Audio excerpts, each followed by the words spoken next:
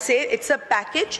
Many articles जो हैं इसमें mentioned हैं, different नौयत के articles हैं और मुझे इस बात का पर फ़ख्र है कि इस पैकेज की फ़ाइनल शक्ल तो खैर फाइन ट्यूनिंग के बाद आई है, लेकिन इसके जो खदो खाल हैं वो हमारी पार्लियामेंट की, हमारी जो पार्टी की एग्जीक्यूटिव कमेटी की मीटिंग है उसमें डिस्कस हुए हैं. So I am aware, at least I can say that. I don't know how many members sitting here from different respective political parties can claim that, but I can tell you that as a member of that executive committee, my leadership took me into confidence as soon as the government took them into confidence about this proposed constitutional amendment draft. Sir, Senate से पास होने के बाद यहाँ पर passage के लिए एक चीज़ आई है जिस पर हमें बात ज़रूर करनी है. इसमें कुछ चीज़ें किसी को इतराज़ हो सकता है, कोई हिमायत कर सकता है, लेकिन मेरा ख्याल ये है कि अपनी जो गुफ्तगू है उसको इस सोच के साथ करें कि ये पाकिस्तान का मामला है, ये पाकिस्तान के आइन का मामला है. मुझे खुशी हुई कि आज बताया गया कि पाकिस्तान के इस आइन में प्रीएम्बल में चोजन रिप्रेजेंटेटिव्स का जिक्र है.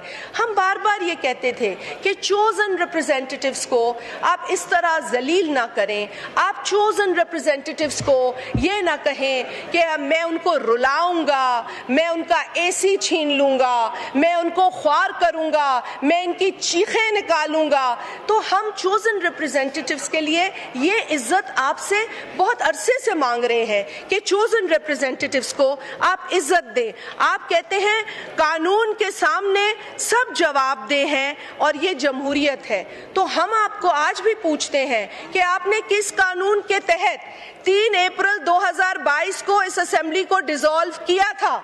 आप बताइए. आप भी कानून के सामने उसी तरीके से जवाबदेह हैं.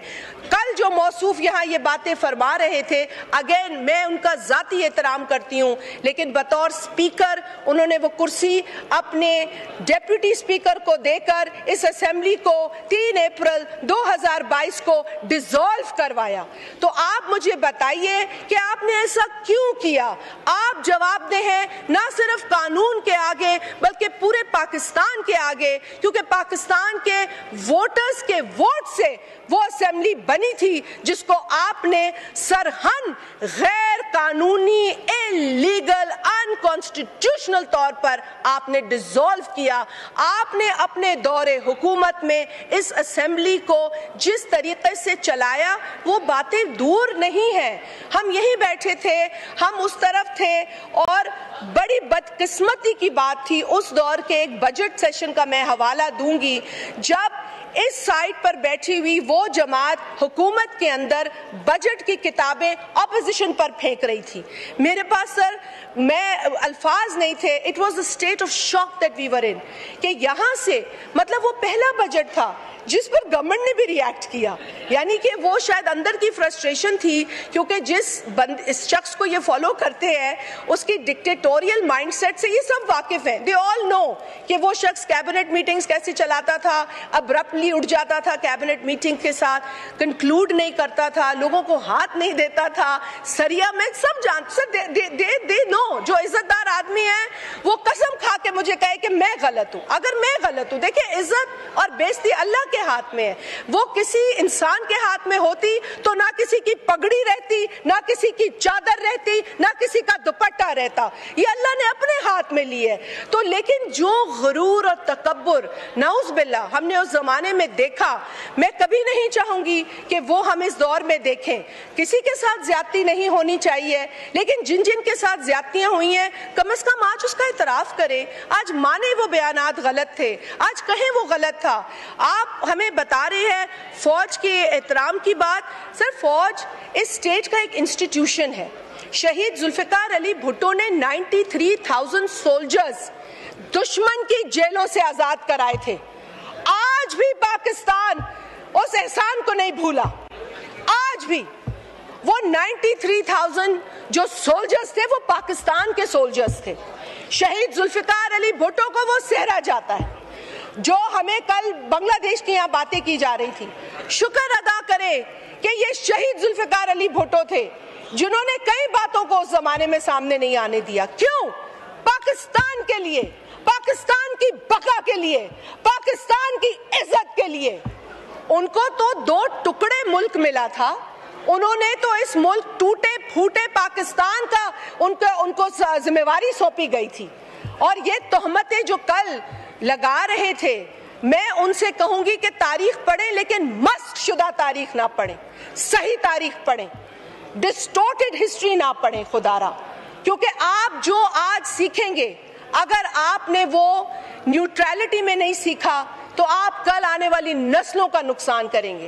अगर आपने प्री कंसीव्ड तरीके से कोई बात पढ़ी या एक टॉक्सिक तरीके से बात को समझने की कोशिश की, तो you will always misguide the generations ahead of us.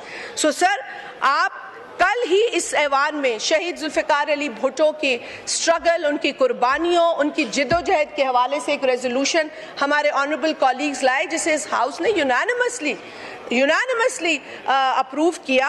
And I want to also thank this august house. हम सब जानते हैं उस शहीद का स्ट्रगल। जब आपको तारीफ करवानी है तो आप भुट्टो साहब की मिसालें देते हैं, और फिर यहाँ बैठकर जब पीपल्स पार्टी पे हमला करना है तो उसी शहीद के ऊपर आप तनकीद करते हैं। This is a very wrong policy. अगर प्राइम मिनिस्टर जुल्फिकार अली भुट्टो ने पाकिस्तान के लिए कुछ किया तो वो हम सब के लिए किया। हर जमात को उसका इदराक है और होना चाहिए। अगर शहीद मोहतरमा बेनजीर भुट्टो साहिबा पाकिस्तान की वजीर आजम होने के साथ साथ पूरी मुस्लिम उम्मा की पहली खातून वजीर आजम है, तो उसका सेहरा पूरे पाकिस्तान को मिला है, वो इज्जत पूरे पाकिस्तान को मिली है।